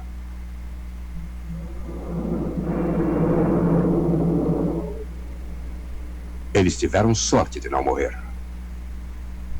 John Taylor, um bombeiro de North Yorkshire, está convencido de que fumaça combustível é a fonte de um flashover. Em 1990, durante um treinamento contra incêndios na Suécia, ele descobriu, para sua surpresa, que a teoria do flashover, quase desconhecida na Grã-Bretanha, foi proposta há mais de 12 anos por Christian Gigelson, um engenheiro de incêndios. Eu vim aqui 5 anos atrás, quando fui levado dentro de um container de aço semelhante a este atrás de mim, e fiquei realmente espantado pelo que vi. Depois de ter passado 13 anos como bombeiro, fiquei muito chocado em ver o que presenciei no treinamento. Isso encaixou todas as peças do quebra-cabeça para mim. Como bombeiro, eu estive em incêndios onde eu fiquei com um sentimento desagradável quanto ao que havia acontecido. Eu me sentia em perigo, mas não podia apontar exatamente o que tinha acontecido. Eu fiquei assistindo o fogo aumentar e tudo acontecendo em sequência. Uma das peças do quebra-cabeças que John estava tentando entender era o que tinha feito um pequeno incêndio se tornar um inferno. Num dia dos namorados, em 1981, uma cadeira pegou fogo na discoteca Stardust em Dublin. Em segundos, o fogo alastrou-se, tornando-se um dos piores incêndios que a Irlanda já viu. Havia 200 jovens saudáveis dançando quando o fogo começou num canto. O fogo se alastrou tão rápido que 48 daqueles jovens não puderam sair em tempo e morreram. O clamor do público e a necessidade do Corpo de Bombeiros entender por que o fogo se alastrou tão rapidamente incentivou uma grande investigação. Nós recriamos esse incêndio numa grande instalação de teste de incêndios no nosso laboratório em Carrington e reproduzimos exatamente as condições daquele fogo. O que aconteceu foi que um pequeno fogo começou na parte de trás do corredor. O fogo aumentou vagarosamente, atingindo alguns assentos. Alguns dos materiais na parede da discoteca começaram a queimar, e uma camada de ar quente começou a subir para o teto. À medida que o material era queimado, a camada de gás ficava mais densa, e quanto mais energia era liberada, ficava mais quente. Até que chegou um ponto em que a camada estava tão densa e tão quente que emitiu enorme quantidade de radiação inflamável, tão intensa que todos os materiais em volta pegaram fogo todos de uma vez. Nessa reprodução do incêndio da discoteca Stardust, o incêndio atingiu os assentos plásticos por perto que começaram a se decompor. Um lean flashover surge na fumaça do teto e, de repente, um cinzeiro na mesa incendeia-se espontaneamente. A sala explode em chamas e o cameraman decide sair correndo. Todos para fora! À medida que o fogo aumentava, tudo parecia entrar em combustão espontaneamente. Os peritos se surpreenderam com a velocidade do incêndio quando a experiência ficou fora de controle. Todos fora, por favor! O relatório final do desastre culpou a inflamabilidade dos materiais usados na construção. Mas para John Taylor, como bombeiro, esta reconstrução cuidadosamente montada parecia errada, pois foi simplesmente rápida demais.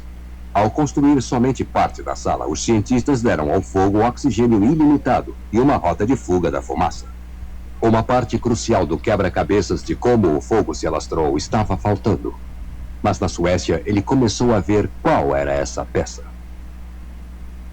A fumaça ou gás combustível, como queiram chamar, isso é que é perigoso, porque ela pode se incendiar e explodir. Se você quiser questionar o ponto de que a fumaça não queima, então deve se livrar deste nome errado e não chamá-la mais de fumaça, e sim de gases combustíveis. Em março de 1995, numa noite fria e úmida em Bradford, Inglaterra, John, com sua própria brigada e não o Corpo de Bombeiros Nacional, saiu numa cruzada para tentar mudar a forma como os bombeiros britânicos encaravam o fogo. Vamos lá? Bombeiros de todo o país foram levados para um container de aço especialmente projetado para observar o desenvolvimento de um simples fogo numas placas. Eles aprenderam que não era a base do fogo que eles deviam eliminar, mas os gases inflamáveis que ele produzia. Eles iam efetivamente entrar num flashover controlado. Poderia parecer que não haviam placas suficientes no container para fazer uma fogueira decente. Mas sem o equipamento de proteção completo, as testemunhas não teriam sobrevivido mais que alguns minutos. O pequeno fogo está decompondo todo o material que atinge, produzindo gases. A primeira coisa, aquela coisa branca, é vapor. À medida que os gases ficam condensados na parte superior, o fogo percorre o teto e isso é um lean flashover. Isso acontece porque os gases que estão exatamente no ponto de ignição produzem chamas que agora estão se movendo para o teto. Como vocês podem ver, passam direto para a marca. Vejam aquela linha de marca. As chamas estão bem além agora. A única coisa que pode estar em chamas é definitivamente a fumaça. É como uma besta esperando que o oxigênio venha. Os bombeiros chamam essas labaredas de anjos dançantes. E para John, esta é a peça que faltava no quebra-cabeças. A prova de que não é a base do fogo que está produzindo o calor e as chamas que causam o flashover, mas os gases. Tradicionalmente, os bombeiros iriam atacar a base do fogo. Porém, simplesmente usando pequenos jatos de spray na camada de fumaça, você pode remover o calor. O triângulo de fogo é destruído e você pode extinguir o fogo em segundos. Mas se isso não for compreendido, os flashovers e backdrafts estarão esperando como bombas relógios pelos desprevenidos. Para os bombeiros ingleses que John levou para dentro do container, isso foi inédito. O que eles viram foi contra anos de treinamento. Os cientistas obtiveram informações ao nível científico, mas nós não estamos trabalhando junto com eles como bombeiros. Estamos correndo em paralelo. Eles sabem muito do seu ramo e nós sabemos muito do nosso, mas não estamos construindo uma ponte entre nós. Bem, existe uma normalidade aí entre o que podemos demonstrar no container e o que estamos, na verdade, falando cientificamente. A fumaça é a prova, a fumaça Exatamente, foi o que vimos lá. Eu fiquei muito interessado, porque foi interessante. Mal pude acreditar como o extintor acabou com o fogo com um pequeno jato. Foi interessante, muito instrutivo. A demonstração de John ganhou alguns adeptos, mas tem ainda que se tornar uma característica padrão do treinamento na Inglaterra. Na Suécia, entretanto, o treinamento no container é apenas o início. Os trainees de incêndios de lá aprendem como combater incêndios reais também. Bem, isso está bem perto da realidade que você vai enfrentar num prédio realmente em chamas. A não ser as precauções de segurança, é tudo real.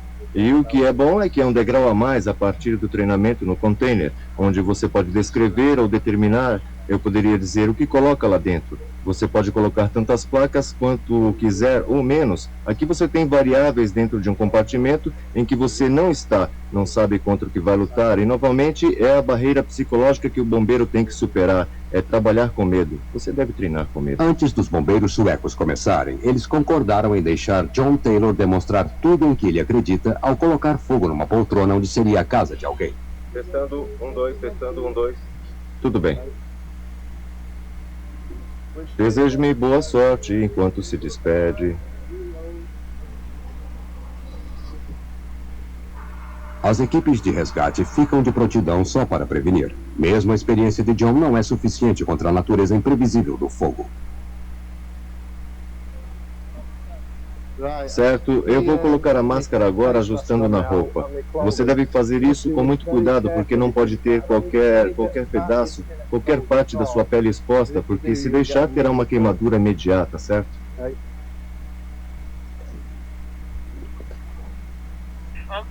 Estamos prontos para acender o fogo. Bom, isso é apenas um fogo na poltrona. Isso provará conclusivamente que são os gases combustíveis que estão em chamas no teto e não apenas a poltrona.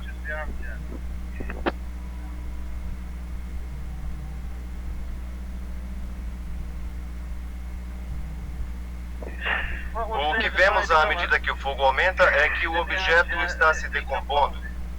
É como uma vela. Quando você tem uma vela acesa, o que está atualmente em chamas não é a vela, mas os vapores inflamáveis formados pelo calor que a está decompondo. Como vocês veem, elas começam vagarosamente a se juntar no teto e vão ficando mais e mais escuros. Quando ocorrer o lean flashover no teto, eu vou me abaixar e pegar a leitura da temperatura no equipamento que nós ligamos a 2 termômetros, um no teto e um no chão, e lhes dar uma comparação das temperaturas das quais estamos realmente falando. A razão pela qual podemos aguentar estas temperaturas é a roupa de proteção que estamos usando e os truques de combate a incêndio e conhecimento que adquirimos. Agora vocês podem ver a fumaça ficar mais escura e cada vez mais devido à extensa base e também um pouco de material em chamas caiu no chão e isto está fazendo derreter a cobertura do piso. Agora está ficando mais escuro no teto e está se espalhando. Logo teremos um lean flashover. Veja como as chamas estão ficando mais altas porque elas estão queimando através da fumaça que está agora verdadeiramente inflamável, com gases combustíveis. É definitivamente a fumaça que está em chamas. Aquelas chamas estão bem longe da poltrona, não tem nada a ver com isso. Como as chamas estão no teto, não poderiam ser da poltrona. Agora o encosto da cadeira está se decompondo. Estamos tendo uma fumaça mais escura, começando a rolar no teto e você verá as chamas ficarem cada vez maiores. E a temperatura vai aumentar tremendamente. Nós ainda não chegamos no lean flashover. Estamos começando a ter chamas cada vez maiores e o fogo está descendo. Há muita energia aqui, está ficando bem quente. Ok. Vou abaixar agora para ver a temperatura.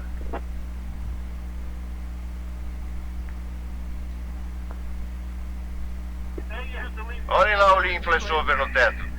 E o que temos são 1000 graus Celsius no teto e cerca de 300 graus Celsius no nível do chão. Agora vamos sair, pô. Acima da cabeça de John, os gases atingiram o ponto de ignição. Enquanto John e o cameraman se arrastavam para o corredor, a repentina elevação de calor e pressão fizeram as janelas quebrar.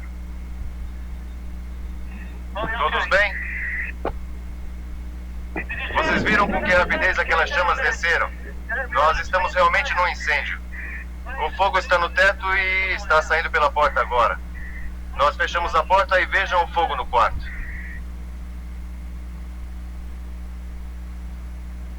De repente, a janela de observação feita na parede para instalar a câmera começa a romper. E o ar entra na sala. Cuidado, Pete! Cuidado aí! Lá dentro nós temos altas labaredas e agora nós vamos colocar ar no fogo. E então vamos por ali. Peter, entre e ataque o fogo. Peter, pule e ataque. Peter, entre na sala, pessoal. Vamos lá, Peter. Vamos agora, eles vão atacar o fogo. Eles não querem combater um incêndio como este, mas são capazes disso se for necessário. Agora Peter vai entrar atrás dele. E num curto espaço de tempo eles apagam os gases no teto e assim matam a fonte real de calor que é a poltrona.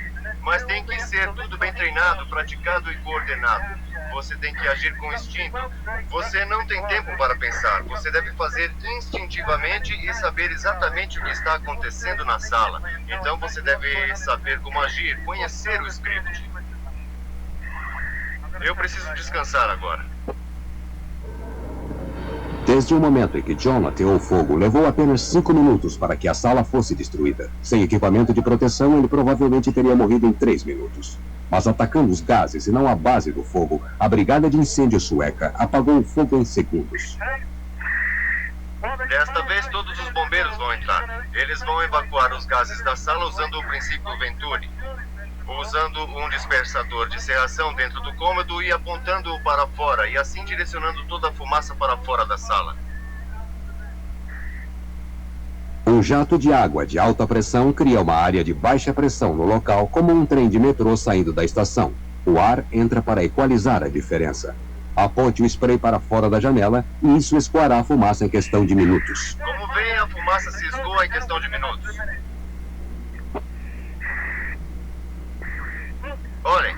Olhem a poltrona. Aquela poltrona lá. Ela não se decompôs ou está verdadeiramente queimada, e mesmo assim nós tivemos um sério incêndio no teto.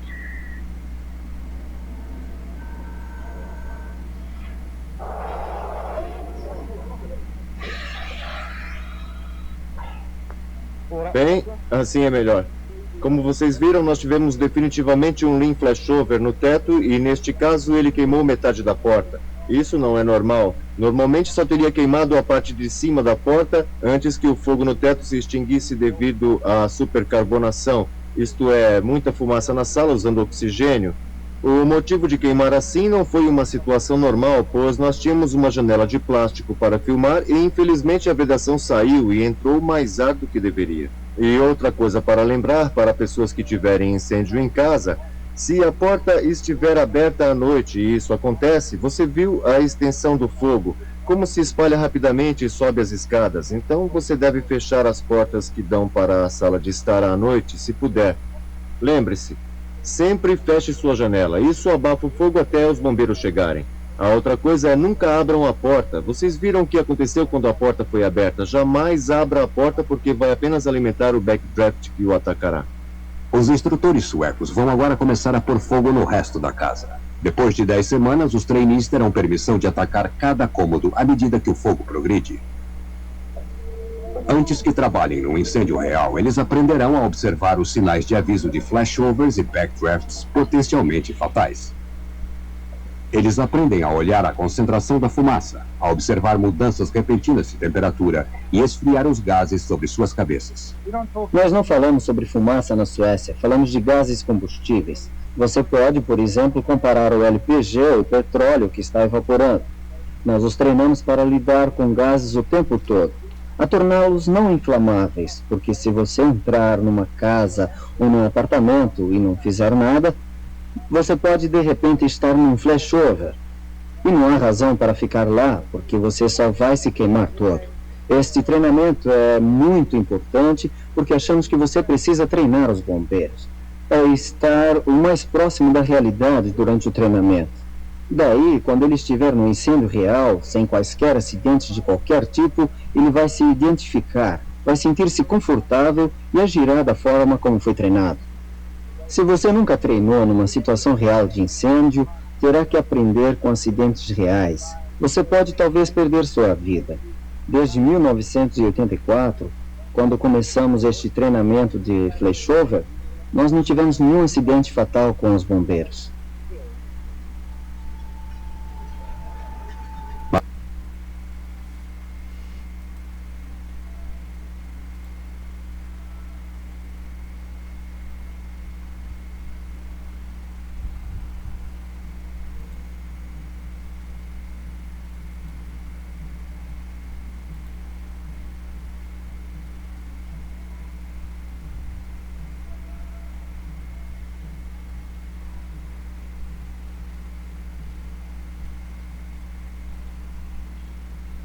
Aguardar aqui, tem um pequeno problema aí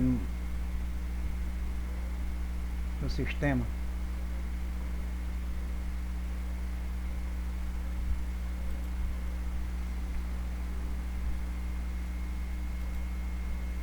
É o PowerPoint.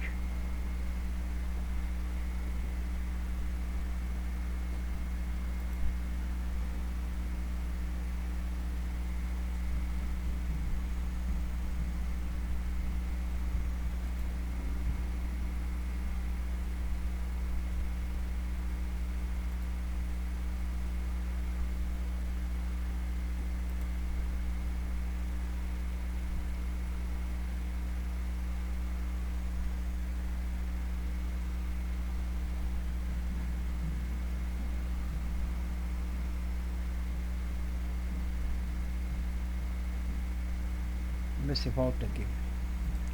Problema aqui no sistema.